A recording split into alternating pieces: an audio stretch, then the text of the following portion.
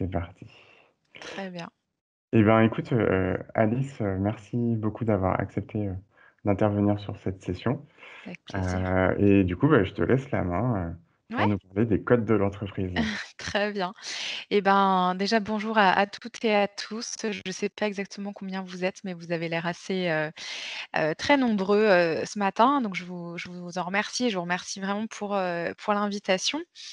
Donc je suis Alice Béranger, moi je travaille à l'APEC, au centre APEC de Lyon, donc je suis consultante et je m'occupe au quotidien d'accompagner les cadres et les jeunes diplômés dans leur, recherche d'emploi ou dans leur, souhait d'évolution professionnelle, donc pour, les personnes qui ont besoin aussi de clarifier la prochaine étape, de leur carrière.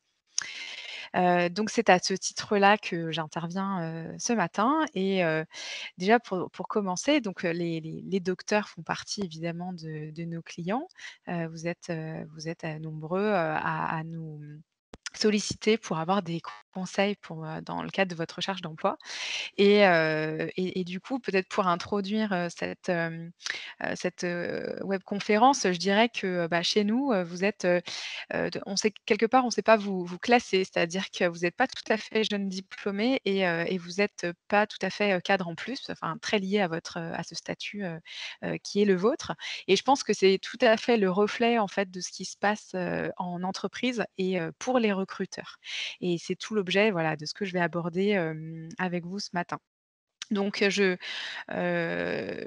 confirme, hein, ce qu'a dit, Mathieu tout à l'heure. N'hésitez pas à intervenir, à poser des questions, sur, le chat ou en rouvrant votre micro, si vous le souhaitez, à m'interrompre si je vais trop vite ou si quelque chose n'est pas clair, s'il y a des problèmes de connexion, bien évidemment, de manière, évidemment à ce que tout le monde, suive bien et qu'on arrive au bout de cette heure tous ensemble.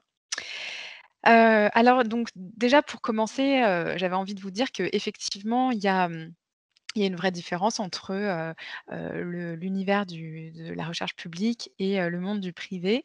Il y a une différence, alors elle est aussi, enfin elle est peut-être avant tout aussi, dans l'inconscient, collectif, quelque part dans les représentations qu'on a, de ces 2 secteurs, d'activité quoi, finalement.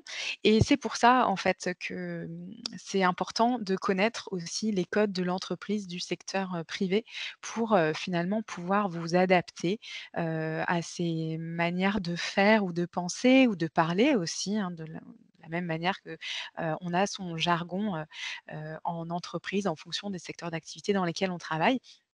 Et bien là, on retrouve exactement, ces mêmes fonctionnements. Donc d'une manière assez, comment dire?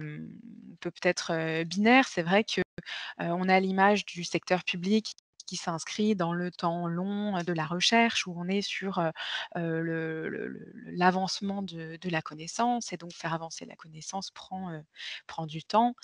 On a l'image aussi de la recherche, publique avec ses nombreuses publications et puis, les études, les contre-études, donc des choses qui sont très encadrées, très, structurées et là encore très codées.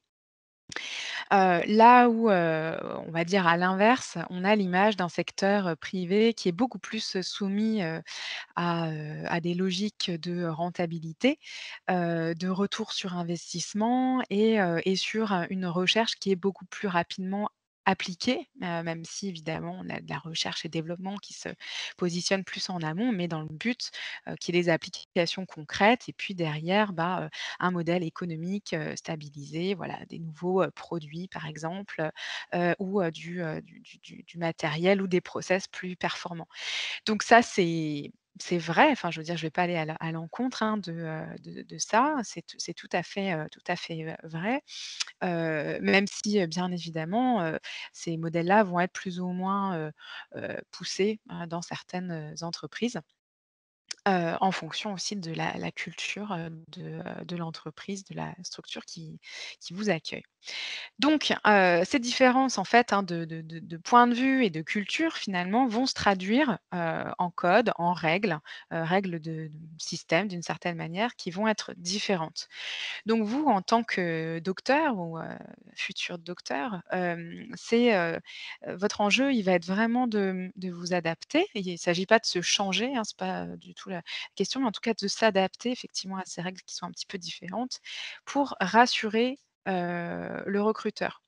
Pourquoi? Parce que, le premier enjeu du enfin la 1 chose, à laquelle pense le recruteur quand il recrute un nouveau collaborateur, c'est sa peur de se tromper de personne. Si jamais, il se trompe, enfin un recrutement qui va, qui n'ira pas au bout, ou qui va s'interrompre, par exemple une période d'essai, qui sera, interrompue, ça arrive fréquemment, nécessite pour le recruteur qu'il redémarre son processus de zéro. Donc ça, c'est vraiment ce que je souhaite éviter à tout prix. Pourquoi? Parce que, dans un processus de recrutement, alors déjà, il est long, hein, et notamment, surtout en France.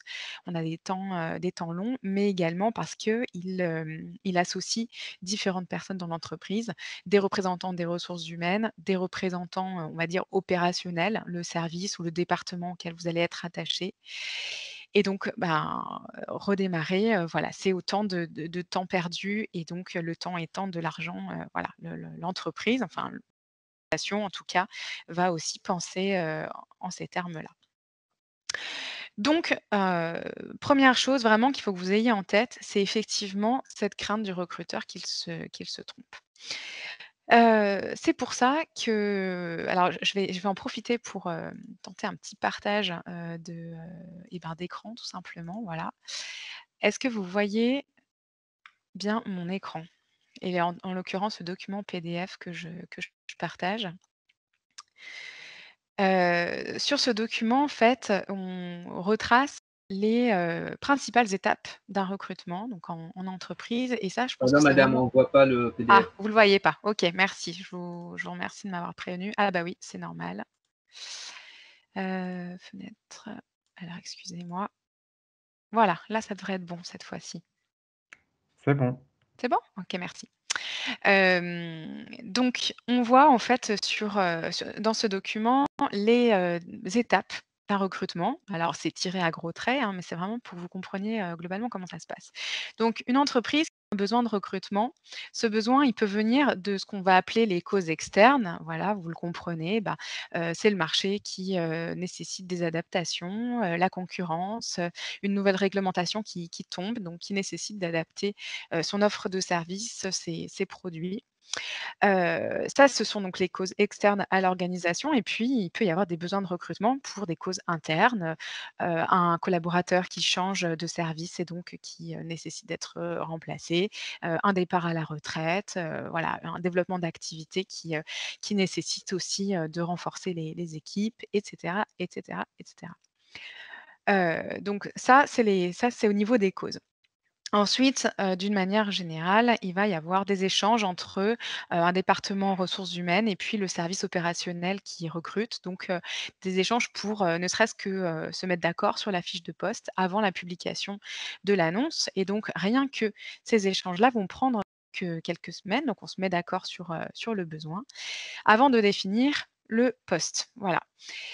On estime entre 3 et 6 semaines ce laps de temps, donc entre l'identification du besoin en interne de l'entreprise et la parution effective de l'offre. Donc c'est déjà quelque chose d'assez long. Et ensuite, donc il va y avoir tout un processus de sélection, donc en général une présélection par le service des ressources humaines, puis, la sélection effective par, les personnes en charge du management, N+1, N+2, enfin voilà les responsables hiérarchiques avant que la personne soit effectivement recrutée. Et donc entre la parution de l'offre et le recrutement effectif du candidat, là encore, il peut s'écouler entre 6 et 9 semaines. Donc on est sur des temps, assez longs et déjà, je vous le dis d'ores et déjà, mais quand vous voyez, des annonces qui indiquent, des recrutements, urgents, bah, préparez-vous à ce que, en dépit de ce qui est indiqué dans l'annonce, ce recrutement puisse, prendre, déjà quelques semaines, voire quelques mois. Voilà, c'est vraiment, un cas classique. Ensuite Alice, oui, dis-moi on a une Mathieu? question de Ah! Camille. Oui, tout à fait. Alors, j'arrête le partage parce que j'ai du mal à faire les 2 en même temps. Hem, qu'est-ce qu'elle alors je ne vois pas sa question.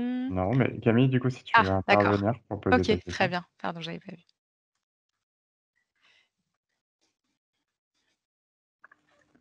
Bon, bah, visiblement, je t'ai coupé Non? pour rien, Il y a Alice, plus? C'est désolé. pas grave, il y a pas de souci, elle, reviendra sinon, n'hésitez pas Camille si vous voulez rouvrir votre micro, il y a pas de souci, je vous écoute.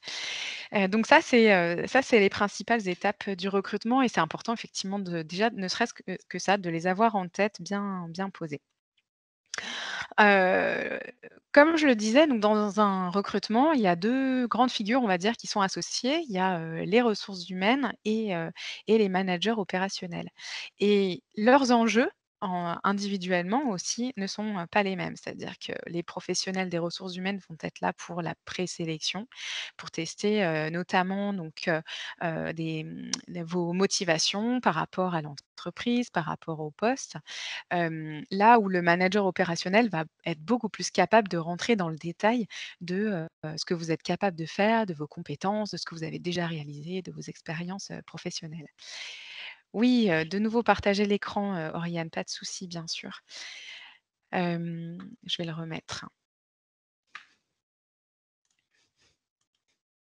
Voilà. Heu, donc voilà, il y a ces 2, il y a ces 2 2 personnalités donc associées, RH et opérationnelles et donc pourquoi j'insiste là-dessus? C'est parce que, vous aussi en tant que candidat et bien vous allez devoir adapter votre posture et surtout votre discours à ces interlocuteurs. D'un côté, des chargés de recrutement qui seront, potentiellement juniors ou en tout cas des généralistes et qui ne seront pas forcément des professionnels de votre métier, de votre domaine de spécialité et de l'autre, donc des personnes opérationnelles, qui, vont être amenées à vous manager et qui normalement devraient maîtriser, la dimension, technique de votre poste et pourront, être amenées à vous challenger sur cette dimension technique. Hem, donc ça voilà, ça en termes de cadrage, je pense que c'est vraiment important. Ensuite, si on parle des codes de l'entreprise un petit peu, étape, par étape, alors oui, je le reprécise, hein, j'ai pas prévu enfin, j'ai prévu ce partage de documents parce que ça me semblait, important, de repréciser effectivement les étapes d'un recrutement. Après pour ce que je vais dérouler par la suite, j'ai pas de support, en particulier, hein, donc je vous le reprécise, mais je reviendrai à ce document, tout à l'heure.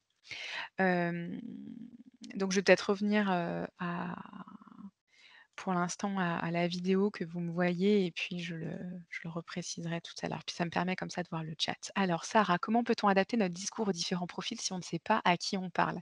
Eh bien, c'est une excellente question, Sarah. Alors, ce qu'il faut que vous sachiez, c'est que, d'une manière générale, cette, 1re sélection se fait donc par les ressources humaines.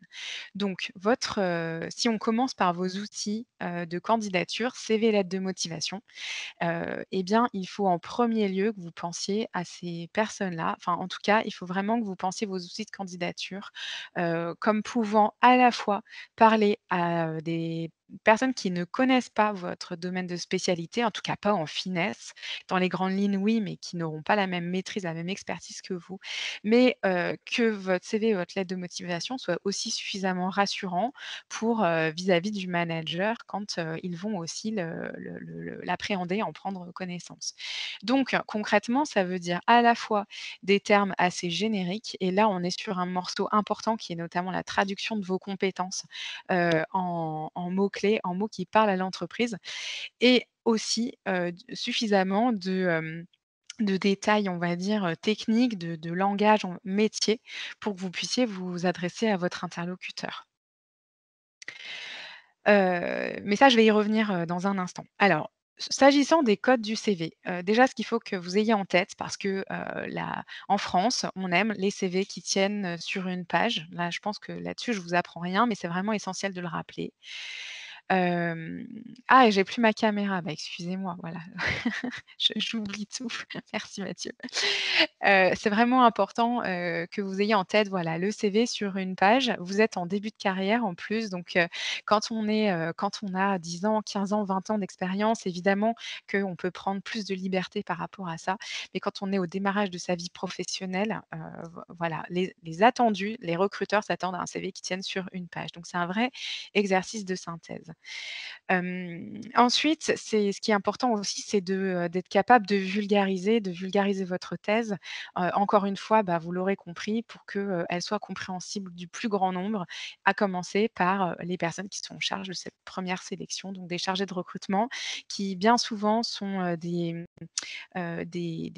souvent plutôt des personnes en début de carrière. En général, le recrutement, c'est la porte d'entrée des, jeunes diplômés qui ont fait des études en ressources humaines, donc qui démarrent par du recrutement et donc encore une fois, qui ne connaissent pas forcément votre métier sur le bout des doigts.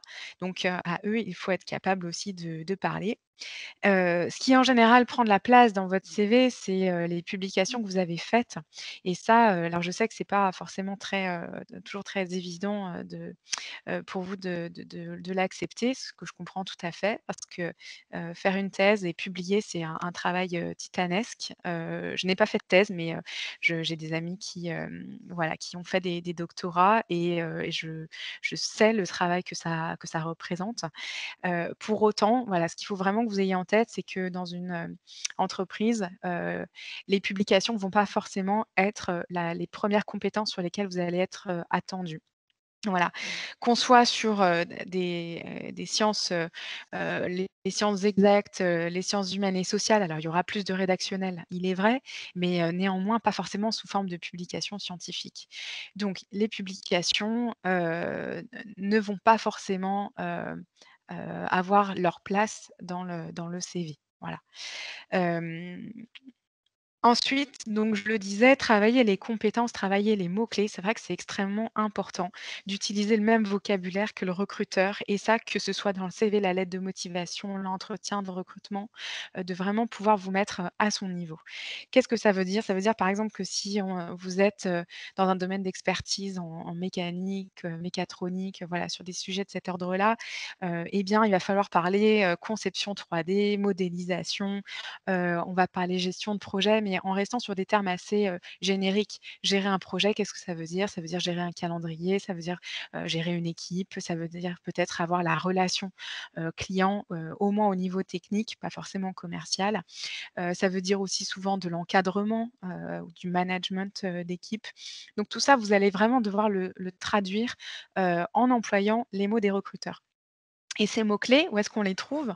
Eh bien, assez facilement finalement dans, les fiches métiers que vous pouvez consulter. Donc il y a les fiches ROM de Pôle emploi, il y a des fiches métiers aussi sur le site, de l'APEC.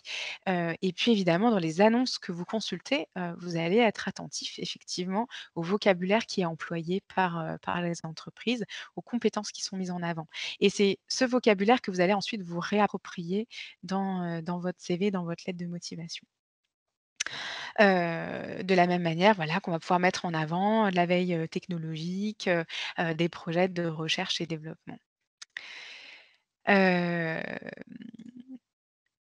Oui, alors Oriane, tout à fait, Oriane dit: «Si vous le souhaitez, vous pouvez tout à fait mettre vos publications, recommandations, prix, participation à des congrès dans un document annexe à votre CV». Effectivement, ça peut être, une solution et on peut aussi faire le lien avec, un profil sur les réseaux sociaux, par exemple, qui permet de mettre, finalement beaucoup plus, d'informations que sur un CV.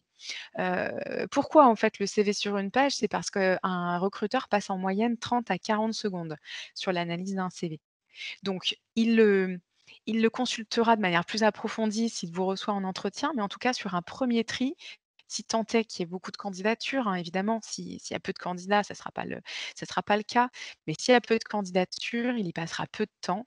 30-40 secondes, c'est extrêmement rapide et donc c'est pour ça qu'il a besoin d'être rassuré, que vous ayez bien repris l'intitulé du poste, qu'il a publié, que vous ayez, peut-être indiqué en sous-titre vos principaux atouts, également par rapport au poste et que vous soyez très factuel, que vous donniez des exemples. Hem Ensuite donc, ça c'est on va dire les codes autour de ce qui touche au CV. Ensuite il y a, le fameux exercice de la lettre de motivation alors qui, n'est évident pour personne et encore une fois, docteur ou pas docteur, la lettre est toujours, un exercice un peu, appréhendé ou en tout cas sur lequel on passe pas forcément beaucoup de temps. Pour plein de raisons. Parce que déjà, aujourd'hui, on a tendance à entendre que la lettre de motivation n'est pas pas lu. Alors je ne suis pas derrière chaque recruteur pour savoir qui, lit la lettre ou qui ne la lit pas. Ce qui est certain, c'est que, dans certains cas, enfin, elle risque d'être lue, elle a de fortes chances d'être lue, si vous allez, en entretien de recrutement. Et à contrario, elle peut aussi, être, alors soit permettre de départager 2 candidats qui auraient un profil similaire, donc une lettre de motivation bien tournée et qui montre justement vos motivations, peut faire la différence. Et à contrario, elle peut être aussi, rédhibitoire si vraiment, elle était mal rédigée ou qu'il y avait une grosse coquille, du genre, une erreur de nom de l'entreprise, par exemple, quoi. Donc la lettre de motivation, c'est aussi, l'occasion de vous démarquer de vos concurrents. Qu'est-ce que c'est une lettre de code de l'entreprise? C'est d'abord un premier paragraphe assez court, mais qui reformule, les enjeux de l'entreprise et du poste. Alors, quand je dis les enjeux, c'est pas au sens vous êtes leader sur le marché, hein, ça l'entreprise a priori le sait, elle connaît sa position sur le marché, mais c'est plutôt arriver à reformuler en quoi, votre candidature va être, intéressante pour l'entreprise. Donc vraiment la compréhension de ces enjeux, ça peut être des enjeux marché, ça peut être des enjeux en termes de développement technologique, des enjeux réglementaires, hein, comme je le disais tout à l'heure, en faisant écho aussi, à des causes peut-être externes qui expliquent, le recrutement qui est en cours. Et ensuite, le cœur de votre lettre doit servir à illustrer ce que vous allez être capable, d'apporter à l'entreprise. Et là, on va vraiment rentrer dans le détail, donc chose qu'on ne n'a pas le temps de faire finalement dans un CV ou pas la place en tout cas de faire dans un CV qui doit être, très factuel, qui est là pour retracer, une expérience professionnelle. Dans la lettre de motivation, vous avez finalement l'occasion de partir d'un exemple, d'une réalisation concrète et de mettre cette réalisation en scène pour expliquer en quoi est-ce que vous allez être capable, de répondre aux besoins de l'entreprise. Donc c'est un 1 exercice finalement, d'argumentaire, et dans l'idée d'être capable de convaincre l'entreprise de vous recevoir en entretien. Voilà, donc ça, on pourra y revenir si vous avez des questions par rapport à cet exercice de la lettre. Ensuite, je vais parler de l'entretien puisque, là encore on est sur, un exercice, assez particulier. Entretien donc, dans lequel vous pouvez enfin au cours duquel plutôt vous pouvez, avoir affaire soit donc au chargé de recrutement, encore une fois profil RH généraliste, soit directement à votre manager. Et là donc il y a, un certain nombre de choses qu'il faut absolument que vous prépariez.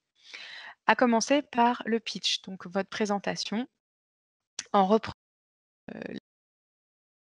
c'est-à-dire, bon déjà, un pitch, il sert à quoi? Il sert déjà à retracer votre parcours professionnel. Donc le recruteur, il a besoin de savoir qui vous êtes. En l'espace d'une demi heure, 1 heure à peu près, hein, si on prend des temps d'entretien, il doit comprendre qui vous êtes, à la fois en termes de personnalité, puisque demain vous allez rejoindre une entreprise, donc lui, il cherche aussi à savoir si, sur le plan de la personnalité, bah, vous allez matcher avec la culture d'entreprise, avec l'entreprise avec, pardon, l'équipe que vous allez rejoindre. Donc, ça, c'est une première chose et c'est pas une mince affaire. La seconde, ça va être, de tester évidemment vos motivations, encore une fois, par rapport au poste et par rapport à l'entreprise et ça, c'est un vrai point, de vigilance parce que moi, je le vois très bien, quand j'accompagne des candidats, et finalement, quel que soit le profil, c'est pas propre, au docteur. Bien souvent, les candidats préparent bien leur motivation par rapport au poste parce que les missions, les intéressent ou vous intéressent, mais pensent un petit peu moins à l'entreprise. Or, du point de vue du recruteur et donc là, je me mets, à l'inverse, hein, du point de vue du recruteur, c'est aussi important d'entendre pourquoi est-ce que vous avez envie de, rejoindre ladite entreprise. Donc ça, c'est aussi, des arguments à préparer. Ils peuvent être nombreux, hein, ça peut être par rapport au projet, géré ou au secteur d'activité de l'entreprise, ça peut être par rapport aux perspectives, d'évolution, ça peut être par rapport à une culture d'entreprise, en particulier. Bref, les arguments peuvent être assez nombreux, mais en tout cas, ce qui est certain, c'est qu'il faut que vous les prépariez. Et le dernier point, eh bien, c'est revient à ce que j'ai indiqué tout à l'heure par rapport au CV. Il va tester, le recruteur, vos compétences, surtout le manager opérationnel. Il va chercher à rentrer dans le détail de ce que vous avez fait, de comment est-ce que vous l'avez fait et il va chercher à savoir à quel point vous êtes, opérationnel, rapidement. C'est pour ça que dans un entretien, c'est essentiel de parler en son nom, donc vraiment toujours à la première personne, voilà, ce que vous avez fait, de manière, individuelle et de distinguer ce que vous avez pu faire dans le cadre d'un travail en équipe, dans le cadre de votre thèse, par exemple, ou des études que vous avez faites avant et ce que vous allez être capable de faire demain en entreprise, seul, donc en toute autonomie. Voilà et ça, dans le discours et la posture que vous allez, adopter, c'est quelque chose, d'important. Ensuite, dans l'entretien, donc à part donc le pitch, hein, je reprends, c'est le parcours professionnel, donc le passé professionnel. Pourquoi vous en êtes arrivé là? Quelles compétences vous avez acquises et qu'est-ce qui fait que vous êtes face à l'entreprise, enfin à votre interlocuteur, en fait? Qu'est-ce qui vous a encouragé à candidater, à l'annonce et pour travailler dans cette entreprise? Et puis, il va y avoir aussi la projection professionnelle, donc c'est, cette fameuse, question de, comment est-ce que vous vous voyez, à horizon de 3 ans, 5 ans? Et ce qui rejoint en fait les motivations pour, l'entreprise, c'est comment vous vous voyez évoluer, en interne. Alors on n'est pas forcément obligé de se voir évoluer, dans la pyramide, grimper les échelons, hiérarchiques. Ça peut être aussi plus de responsabilités en transverse ou, si c'est une entreprise qui a, des activités par exemple à l'international, ça peut être aussi, ben, des projets à l'international qui seront gérés ou, évoluer sur une fonction, plus commercial, par exemple, voilà, partir du technique et aller vers quelque chose de plus commercial, technico-commercial, voilà. Ça, ça peut être aussi des pistes, donc ça nécessite au préalable évidemment de vous être bien renseigné, heu, sur, les postes et les possibilités d'évolution, dans l'entreprise. Si vous avez des questions à ce sujet, je pourrais évidemment y revenir. Il y a un point aussi auquel, il faut que vous soyez, vigilants, c'est que, les entreprises, hem, ont une tendance naturelle à aller vers des profils d'ingénieurs, on va dire, quand on est notamment sur des sujets, techniques. Voilà, ils vont plutôt, aller vers ces profils-là et moins penser au profil docteur pour les raisons que j'ai indiquées, hein. Ça peut être la crainte effectivement que vous vous inscriviez dans le temps long, là où eux sont sur des logiques de rentabilité un petit peu plus, court-termistes. Donc ça rejoint cette capacité aussi à rassurer le recruteur. Mais ça peut être aussi, parce que, le docteur on a l'image des docteurs comme étant, des personnes très brillantes, très intelligentes et potentiellement plus intelligentes que, nous-mêmes, nous managers, je veux dire, si je me positionne comme dans la peau du manager. Et ça, c'est toujours une crainte, alors qu'on soit sur un profil docteur ou en tout cas, la crainte d'un recruteur, quand il embauche un nouveau collaborateur, c'est aussi d'être face à quelqu'un qui n'arrive pas à manager pour plein de raisons. Ça peut être une question de tempérament, hein, quelqu'un qui a un tempérament aussi un petit peu, on va dire, rebelle, je ne sais pas si c'est le bon terme, mais en tout cas, à donner son point de vue, être capable de dire non ou, voilà et donc où on peut s'attendre à ce qu'il y ait un peu de friction par rapport au manager. Mais ça peut être aussi la peur d'être dépassé, d'avoir un collaborateur qui pose des questions auxquelles on n'est pas capable, de répondre. Voilà. Donc, pourquoi c'est important de l'avoir en tête? C'est parce que, dans l'entretien, bah, voilà, c'est aussi un point, sur lequel vous devez être, je pense, vigilant et toujours être, très, quelque part dans l'empathie avec votre interlocuteur, vous assurer qu'il enfin voilà et qu'il comprend vos propos, qu'il vous suit, que peut-être vous n'allez pas trop loin non plus dans le détail. Donc faut pas hésiter à poser des questions, quitte à voilà, à apporter un premier niveau de réponse et à demander à votre interlocuteur si vous souhaitez s'il souhaite que vous développiez, que vous alliez plus loin ou si votre réponse, lui suffit. Voilà, le niveau que vous avez apporté lui suffit. Ça, c'est quelque chose, vraiment de précieux, en fait. Hem Sur l'entretien, je pense que j'ai dit l'essentiel. Donc, je vois qu'en parallèle, Oriane, relaye des ressources. Donc effectivement, il y a un simulateur d'entretien, sur le site, de l'APEC avec un petit système d'avatar où on choisit son avatar et vous avez la possibilité de travailler, les questions, qui vous posent le plus, de soucis. Donc, on va dire qu'en 1re étape, pour s'immerger dans l'entretien, de recrutement, c'est effectivement, l'outil est plutôt, bien fait et je ne dis pas ça parce que je prêche pour ma paroisse, mais en tout cas, il a le mérite de bien dégrossir les choses et ça me fait penser, également, un point que je n'ai pas évoqué, c'est évidemment celui des prétentions salariales. Qu'il faut que vous prépariez, en amont puisque, forcément, à un moment donné, le sujet va tomber. Soit il sera posé par le recruteur, soit, c'est vous qui allez l'amener, hein, puisque vous êtes tout à fait, légitime pour le faire et donc présenter ses prétentions salariales, là aussi, c'est un exercice qui est un petit peu, codé. Heu, alors certaines entreprises ont leur propre grille, donc il y aura pas forcément beaucoup de possibilités de négociation, on va dire, et en général, elles peuvent même l'annoncer, très tôt dans le recrutement, voire, le faire figurer dans leur annonce et puis quand il y a une latitude, une marge de manœuvre, bah, c'est effectivement à vous, d'annoncer vos prétentions et de les argumenter. Maxime, je vous répondrai, juste après. Je vous remercie pour votre question. Je termine juste sur le salaire. Donc, pour, argumenter un salaire, il faut premièrement, connaître les pratiques, en la matière. Donc ça veut dire regarder des études de rémunération. Donc l'APEC en publie, vous avez des cabinets, comme le cabinet de recrutement, Hays, Hays, qui, en publient aussi chaque année et elles sont bien faites, donc ça peut aussi vous donner des ordres de grandeur. Plus, bon, il y a des études de rémunération comme, voilà, Challenge sort chaque année aussi son étude de rémunération. N'hésitez pas évidemment à multiplier les sources d'informations, comme classiquement, mais ça je pense que vous avez l'habitude, l'esprit critique oblige. Ça c'est vraiment un point, également essentiel.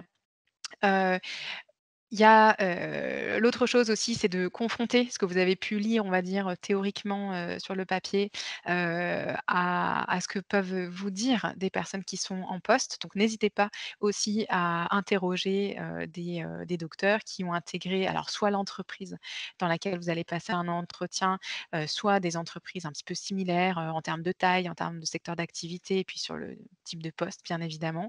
Parce qu'il peut y avoir aussi des entre une petite entreprise, un groupe, on va pas forcément être sur les mêmes ordres de grandeur, mais de manière à vous faire un peu une idée de, ce qui est pratiqué et de pouvoir, donner vos prétentions salariales, par le biais d'une fourchette, d'une fourchette de prix en brut, annuel. Voilà, ça c'est comme ça qu'on les présente. Évidemment, vous allez aussi, préparer votre argumentaire s'agissant de ce que vous avez réalisé, par le passé. Parce que, encore une fois, vous n'êtes pas, des jeunes diplômés, ouais, il y a de l'expérience, derrière, donc l'expérience, on la valorise. Il faut en tenir compte aussi, dans vos prétentions salariales. Heu, voilà, donc ça, c'est autour de cet argumentaire et enfin, ce que je vous invite à faire, c'est que quand vous abordez ce point avec le recruteur et bien, de ne pas hésiter aussi à lui renvoyer la balle, c'est-à-dire de lui dire: «Mais écoutez, moi, j'estime que, la prétention enfin, le salaire juste serait entre, tant et tant». Vous annoncez votre fourchette pour toutes les raisons donc indiquées, parce que vous vous êtes renseigné, parce que vous avez, regardé des études de rémunération, parce qu'au vu aussi de toute votre expérience et des compétences que vous avez acquises, eh bien, voilà, vous estimez valoir entre temps et temps et ne pas hésiter à renvoyer la balle au recruteur en disant: «Mais, voilà, qu'est-ce que vous, de votre côté, vous aviez prévu, comme budget?» Voilà, qu'est-ce qui est prévu? De manière à ce que à chaud, vous sachiez si, vous êtes, à peu près dans les clous ou pas et toujours laisser la porte ouverte, à la négociation. Sauf si évidemment vous avez décidé, que, voilà, vos prétentions étaient, c'était quelque chose de ferme, mais je vous conseille de laisser la porte, quand même à la négo. Effectivement, il existe aussi des sites de notation. Glassdoor en fait partie, Viadeo alors, certes qui reste un réseau social hein, en perte de vitesse, mais, a aussi des systèmes de notation, d'entreprise sur lesquels on peut trouver, des informations de cet ordre-là.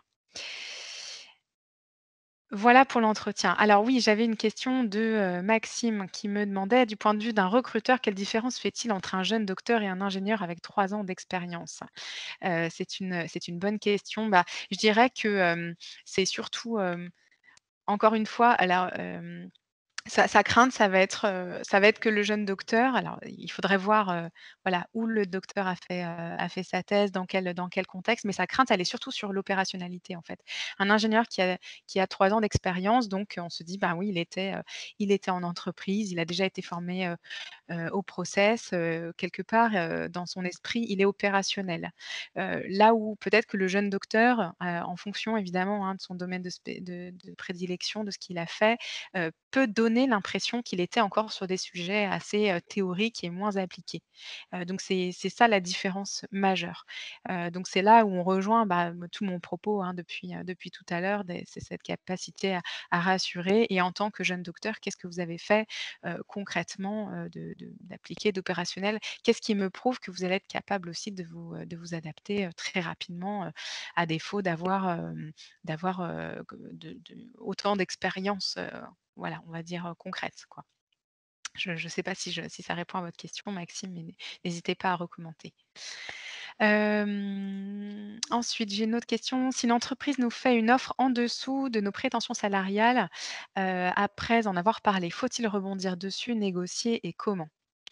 Oui, alors c'est une, question intéressante également.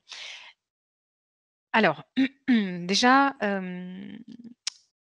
bon, faudrait voir déjà si, vos prétentions salariales étaient, cohérente. C'est-à-dire que parfois on peut annoncer un prix et puis se rendre compte que c'était peut-être un petit peu élevé. Donc déjà de choses l'une, heu, si en dépit du fait, voilà, que vous soyez vraiment bien renseigné, qu'a priori votre prix soit juste et que celui de l'entreprise paraisse un petit peu, faible, si on est dans cette, configuration-là, hem et que et bon et il faudrait regarder l'écart dont on parle, hein, évidemment, mais ce qu'il faut voir, c'est considérer déjà la rémunération en termes global, c'est-à-dire que, dans certaines entreprises, vous allez avoir de l'intéressement, vous allez, avoir des primes, vous allez avoir aussi des conditions, heu, mutuelles, tickets restaurant, p parfois des frais de déplacement aussi qui vont être, remboursés au-delà, des 50 réglementaires. Donc il peut y avoir des avantages également, voilà, un comité d'entreprise, qui sont intéressants et qui finalement, si on considère le package global, va faire que oui, la rémunération fixe est peut-être moins élevée que ce que vous aviez estimé, mais au global, on s'y retrouve à peu près. Donc ça, c'est important aussi de l'avoir, de considérer la rémunération, on va dire, dans son ensemble. Ensuite, oui, on peut, tenter de négocier, mais je vous cache pas que, vu la période et encore une fois, hein, si vous êtes, on va dire dans un marché de niche où, les concurrents sont peu nombreux, bah, ça vaut le coup évidemment de tenter, la négociation parce que, vous pouvez savoir qu'en face, il y a pas beaucoup de monde, quoi et que donc ils ont quand même bien envie de vous recruter. Maintenant, si, vous êtes conscient qu'en face, il y a beaucoup de concurrence, bah, négocier, c'est prendre le risque de passer à côté de cette opportunité. Donc c'est un vrai point de vigilance. Maintenant, on peut négocier, on va dire de manière décalée, c'est-à-dire, pas forcément voilà, on peut enfin, c'est-à-dire, d'expliquer que, vous êtes prêt par exemple à profiter de, la période d'essai pour, montrer, tout ce que vous êtes, capable de faire et donc pendant, ce laps de temps, donc les quelques mois de période d'essai, et bien vous serez, au salaire, que l'entreprise vous propose et dans l'idée de renégocier à la fin de votre période d'essai, voilà, une fois que vous aurez prouvé ce dont, vous êtes, capable, quoi. Ce qui est finalement dans l'intérêt des 2 parties parce que, ben, vous allez, du coup, faire, le maximum dans cette période-là et l'entreprise, bah, commence en tout cas en vous payant un petit peu moins, donc ce qui peut être intéressant pour, être rassuré. Ça prouve aussi votre, quelque part votre bonne foi et puis votre motivation pour, le poste. Ça, ce sont des choses qu'on peut tenter. Après, si on est sur un écart de rémunération qui est très important, il faut quand même avoir en tête qu'une fois en entreprise, c'est compliqué, alors on pourra un petit peu, renégocier, on pourra avoir des augmentations, mais elles représenteront, quelques pourcents par an. Vous ne ferez pas des sauts, très importants. Donc ça veut dire qu'ensuite, enfin, si vous acceptez un salaire assez bas, ça veut dire que pour évoluer du point de vue de la rémunération, il faudra que vous changiez d'entreprise, très probablement. Voilà. Si ça, j'espère avoir répondu à votre question. Bonjour. Pour ma part, je trouve que la question de la projection 3 ans, 5 ans est délicate car il y a beaucoup d'incertitudes. Y a-t-il une manière simple d'y répondre? Hem, oui, alors, il y a beaucoup d'incertitudes. À plein de niveaux. C'est-à-dire qu'aujourd'hui, déjà d'une part, culturellement, on reste pas dans les entreprises, enfin, quand on est sur un premier poste, on reste pas 10 ans en entreprise. Donc de ce point de vue-là, on va dire qu'il y a une incertitude. Après, on peut considérer qu'il y a une incertitude marché. Mais à partir du moment où vous signez, un CDI, bon, on va croiser les doigts, pour que l'entreprise se porte bien, en dépit, de la crise et il faut vous dire que voilà, c'est parti. On part plutôt sur ce postulat que c'est parti et que potentiellement, tant que vous déciderez pas d'en partir, ben, vous continuez. Donc je veux dire, c'est je m'affranchis, de la crise qu'on est en train de vivre pour dire: «Bah, si vous rejoignez l'entreprise, faut être dans enfin, montrer que vous vous y projetez» et encore une fois, pas forcément en termes de, je gravis les échelons. On peut tout à fait entendre que, bah, dans un premier temps, on cherche à conforter, une expérience et des compétences que vous avez, déjà, commencé à acquérir. Mais l'idée, c'est vrai que le recruteur, il aura quand même il va avoir un peu en tête aussi cette gestion, de carrière en fait, en se disant: «Bah, est-ce que là, je suis plutôt face à un candidat qui se voit évoluer à terme, qui ou en tout cas qui est à minima intéressé par, le management ou qui, a plutôt envie, qui est plutôt sur un profil très expert et qui voudra, envie toujours d'investiguer davantage, mais être plus dans l'expertise», ou comme je le disais tout à l'heure sur la gestion de projet peut-être, complexe, transverse, qui implique beaucoup de monde, y compris peut-être des équipes à l'international. Voilà. Les options peuvent être assez multiples si vous voulez et c'est bien sans forcément, afficher un plan de carrière, quand, vous êtes reçu en entretien, mais simplement montrer que vous y avez réfléchi, même si ça reste encore, très ouvert. Ahmad, tout à fait d'accord concernant la négociation, mais dans le cas où il nous demande combien vous voulez comme salaire, dans ce cas, on ne sait pas si on demande un salaire élevé pour toucher moins ou bien on n'exagère pas et dans ce cas-là, on sera perdant. Oui, bien sûr, on parle toujours de gonfler un petit peu le salaire pour avoir le minimum. Il faut être dans un entre-deux. Hem Encore une fois, enfin, pour le coup, tenez compte aussi du contexte. Enfin, c'est un conseil vraiment que je vous donne. Dans une période où, la concurrence est encore plus importante qu'en temps normal, bah, c'est une vraie question. C'est-à-dire que, accepter un salaire qui vous mettrait, en difficulté, pour assumer par exemple, vos charges, ça, ce serait un véritable, problème.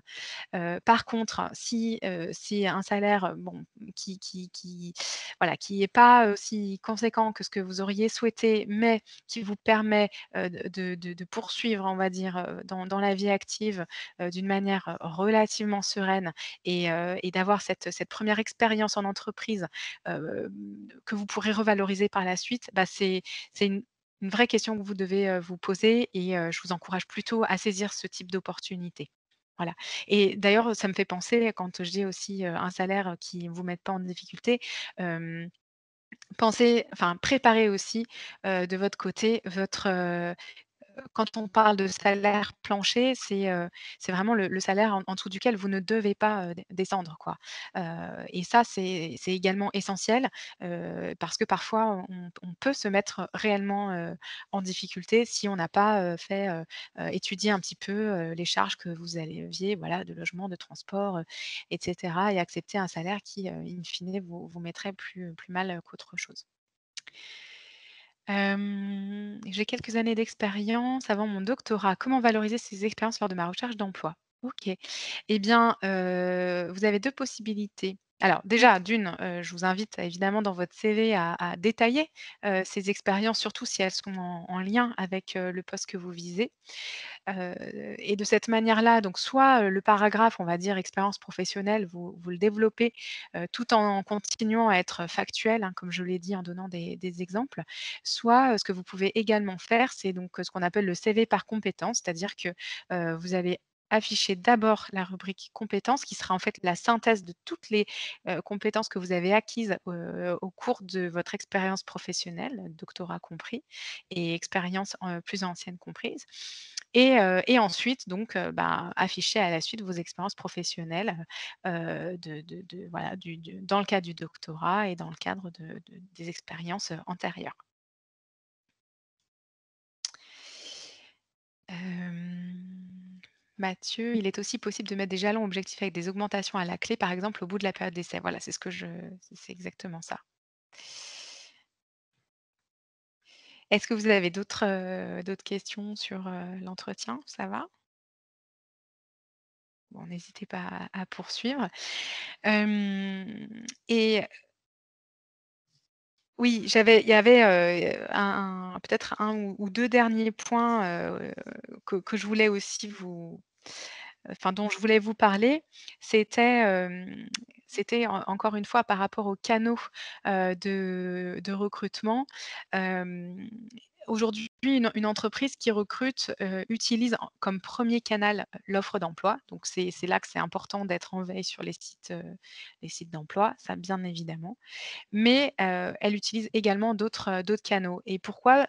Notamment parce que vous l'avez vu tout à l'heure, le et puis je vous l'ai dit, c'est que, publier une offre d'emploi, bah, prend un petit peu de temps, prend plusieurs semaines et puis, bah, tout le travail, on va dire, de tri, des candidats, de, sélection prend également du temps. Donc passer par une offre d'emploi, pour recruter quelqu'un, bah, c'est chronophage et voilà et ça s'inscrit en plus sur une durée qui peut être assez longue, sauf à avoir des process, réactifs. Du coup, un recruteur qui a un besoin, de très court terme, enfin voilà rapide, va aussi utiliser d'autres canaux. Les autres canaux, ça va être, la création de pardon, il va par exemple faire un tour sur, les CV Tech, donc qui existent. Donc ben, la PEC fait partie, des outils qui sont utilisés parce qu'elle est gratuite pour les recruteurs. Mais il y en a d'autres, et ça, c'est aussi important donc pour vous d'être également présent sur, ce canal-là. Donc, les CV Tech, CV Tech, Profil Tech, on leur donne le nom qu'on veut, mais en gros, voilà, de vous montrer visible, au-delà des réseaux sociaux. Les réseaux sociaux est aussi un canal, hein, mais, voilà, il y a les réseaux sociaux, il y a les CV Tech, tout ça montre aussi vous permet d'être visible et donc d'avoir plus de chances de rencontrer le recruteur. Et il y a également donc un canal qui est extrêmement important, c'est celui du réseau, d'où l'intérêt de développer votre réseau professionnel parce que, les opportunités aussi arrivent, massivement enfin massivement, arrivent, également par ce canal-là. Compte tenu de la période actuelle, les candidatures spontanées vont être un peu moins pertinentes parce que d'une manière générale, les entreprises ont moins de besoins. Enfin, il y a une grande incertitude qui fait que, elles hésitent à recruter. Sauf encore une fois être sur des marchés, florissants, enfin voilà, qui se portent bien et donc pour lesquels, qui continuent, de se développer ou alors à anticiper aussi le besoin par exemple, d'innovation pour se démarquer des concurrents ou pour rebondir, après la crise. Mais sinon, il y a aussi beaucoup d'entreprises qui vont, mettre un petit peu, leur recrutement en stand-by et donc la candidature spontanée a un peu moins, d'effet, on va dire, que, qu'en temps normal. Hem, alors, je regarde les quelques commentaires laissés pendant que je parlais. Hem, Lucile, «J'ai une expérience de permis visa de travail en 2020 annulée au milieu à cause du covid, de là peut-il être valorisé en entretien?» Hem Oui, d'accord, donc vous avez commencé votre PVT et puis finalement vous n'avez pas pu le terminer. Alors évidemment, les recruteurs savent très bien que l'année 2020 est particulière, c'est pour ça que ne paniquez pas par rapport au trou, dans le CV. C'est quelque chose, voilà, enfin qui est attendu, qui est de notoriété publique, donc il y a pas de difficulté par rapport à ça. Vous pouvez, le mentionner aussi, dans votre CV. Ce qui compte surtout, c'est Heu, oui, le coronavirus, a un peu gelé, tout, enfin et puis bon, elle continue, d'impacter la vie économique et donc les recrutements. Maintenant, ce qui compte, c'est ce que vous allez expliquer au recruteur quand il va vous dire: «Mais qu'est-ce», voilà, comment est-ce que vous avez mis à profit cette période? Qu'est-ce que vous avez fait? Alors ça peut être évidemment la rédaction, enfin on se concentre sur la rédaction de sa thèse, mais ça peut être aussi, si vous avez terminé, ben, des activités, à côté. Ça peut être continuer de se former, ça voilà, apprendre de nouvelles choses, travailler son projet professionnel, développer son réseau, enfin, autant de réponses en tout cas qui montrent que vous êtes dans une dynamique, que vous êtes active et que, voilà, et c'est surtout ça en fait qui va compter. Après sur le trou en tant que tel, ben, oui, ça ça va finalement être peu un sujet. Oui, d'accord, une année de tourisme, travail au Japon et donc oui, voilà, le trou, exactement, c'est ça. Après, oui, bien sûr, vous pouvez quand même alors, si vous avez commencé à aller au Japon et puis que vous êtes, revenus, bah, déjà, vous pouvez quand même parler de la période, enfin, la période que vous avez passée, là-bas, même si, elle a été, avortée effectivement et sinon, ben, si enfin, vous pouvez décider de ne pas du tout en parler aussi, mais ça voudra dire expliquer, ce que vous avez fait en lieu et place, quoi, finalement. C'est plutôt ça. Je sais pas si j'espère que ça répond à votre question, Lucille.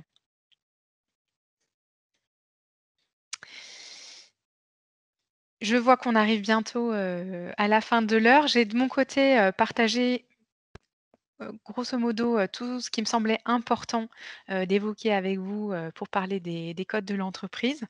Voilà, le CV, la lettre, la posture, l'entretien, le réseau aussi, enfin le côté, stratégie multicanal, être sur plusieurs canaux et en l'occurrence, développer son réseau professionnel parce que ça, c'est aussi, une bonne porte, d'entrée dans les entreprises.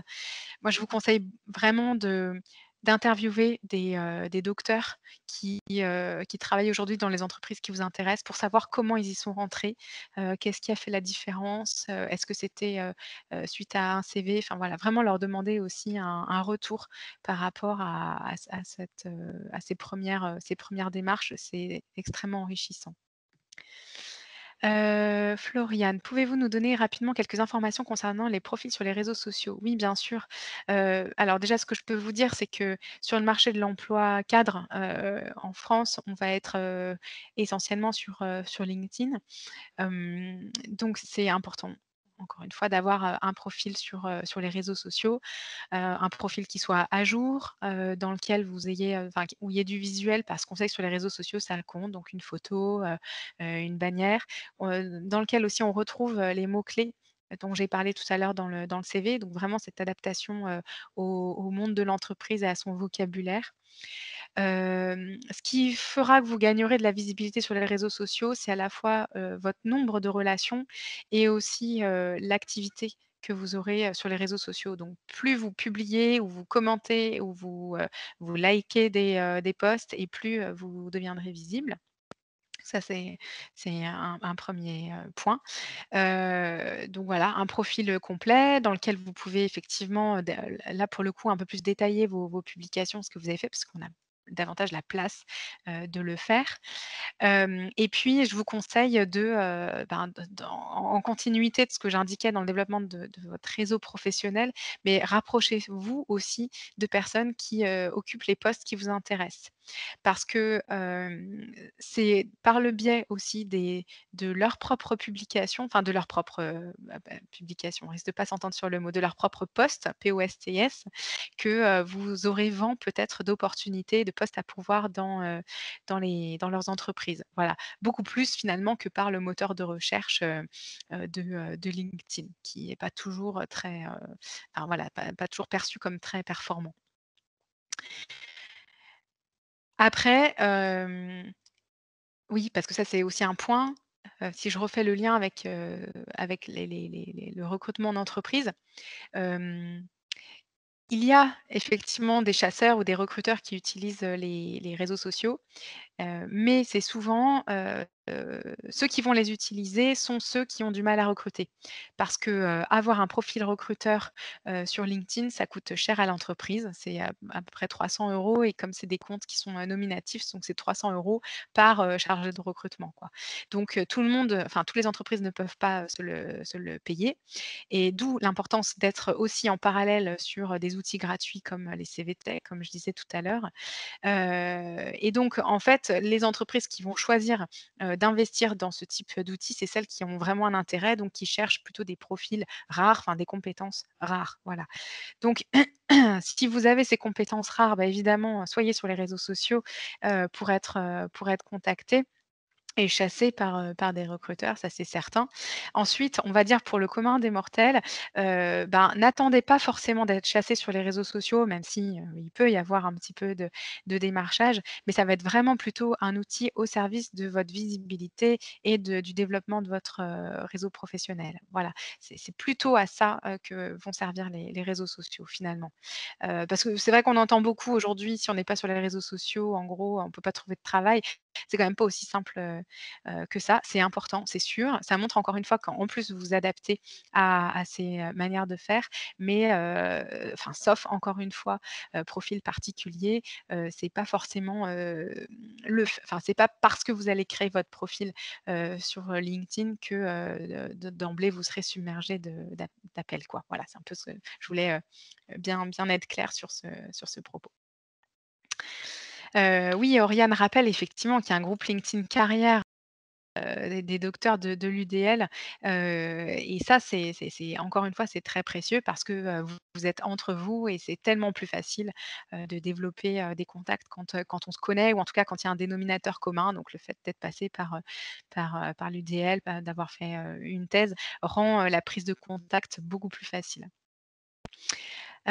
Quand on est dans plusieurs processus de recrutement, est-il possible d'en parler au recruteur de notre poste préféré pour tenter d'accélérer le processus? Ah bah si, oui, oui, oui, bien sûr, moi je vous le recommande, parce que, bah, c'est exactement ce que vous décrivez, quoi. C'est que ça risque, enfin l'effet bénéfique que ça peut avoir, c'est d'accélérer le processus. Les recruteurs vont souvent vous poser la question, voilà: vous êtes dans d'autres, process de recrutement, donc voilà, n'hésitez pas à dire, oui. Parfois, ils vont vous demander effectivement, si vous avez une préférence, par rapport aux différentes opportunités. Mais s'ils ne vous le demandent pas, c'est à ce moment-là, vous pouvez dire: «Mais, voilà, par rapport à ces différents process, sachez que c'est, vraiment avec vous que j'ai envie de travailler» et puis vous pouvez revenir du coup sur vos motivations. Ça ne peut qu'accélérer, les choses. J'ai lu que dans les versions recruteurs de LinkedIn, les entreprises pouvaient lire l'historique des modifications apportées à son profil. Est-ce vrai? Eh ben, alors là, c'est une colle que vous me posez parce que je l'ignorais et puis bon, bah, après, il faudrait savoir, quelles sont les modifications, apportées, enfin, ce que voient les recruteurs. Parce qu'après, s'ils voient que vous avez modifié, la partie résumé de votre profil, ça n'a en soi, pas beaucoup d'intérêt. Si maintenant ils voient le contenu des modifications, bon, je trouve ça surprenant quand même par rapport à la gestion de données qui nous concernent, mais je n'en sais rien du tout, donc je ne veux pas vous Haruka, je ne sais pas.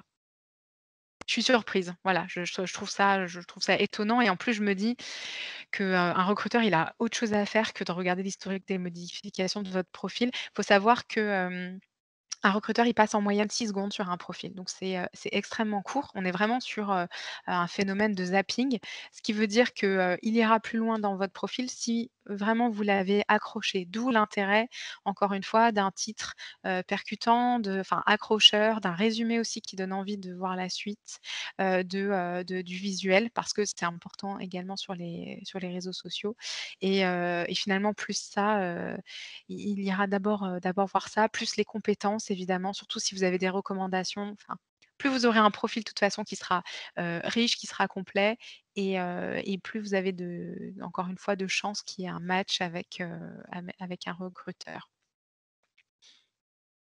Je j'ai pas trop parlé des autres réseaux sociaux, parce que bon, c'est surtout LinkedIn qui est prépondérant. Mais Twitter peut être, aussi alors je dirais plus un média qu'un réseau social intéressant, plus pour faire de la veille. C'est-à-dire en préparant par exemple une candidature, pour une entreprise et bien, si, l'entreprise ou si le dirigeant, est, très présent sur les réseaux sociaux, si, il prend la parole, si, il annonce un marché remporté, un nouveau projet développé, une fusion, voilà, des éléments comme ça de la vie de l'entreprise, bah, vous, ça peut être aussi des éléments sur lesquels vous pouvez choisir de rebondir dans une lettre de motivation ou un entretien, par exemple. Voilà. C'est le genre de choses qu'on peut faire. Mais après Twitter reste un média où sont présents, les influenceurs, les journalistes, le monde politique, essentiellement. Là où, le positionnement, on va dire, de LinkedIn est censé être plus sur de l'expertise et du fond, on va dire. Donc c'est pas faut pas en attendre, la même chose sur l'un et l'autre. Donc tout dépend aussi de vos stratégies, professionnelles, du type de poste que vous visez, du type d'entreprise aussi, de son rayonnement, voilà. Pour certaines entreprises, avoir des collaborateurs qui sont présents sur les réseaux sociaux, qui, sont, leurs ambassadeurs, bah, va aussi être important. C'est pas forcément ça qui fera, à ce point la différence dans un recrutement, mais voilà, montrer que vous êtes aussi à l'aise sur les réseaux sociaux et que demain, vous représenterez, enfin, vous serez un peu indirectement l'ambassadeur de l'entreprise, peut être un signal positif aussi que vous renvoyez.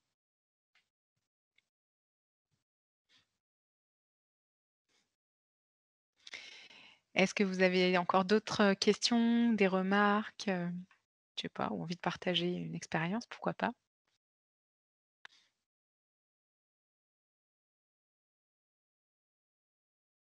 Moi, je vous en prie, Arouka.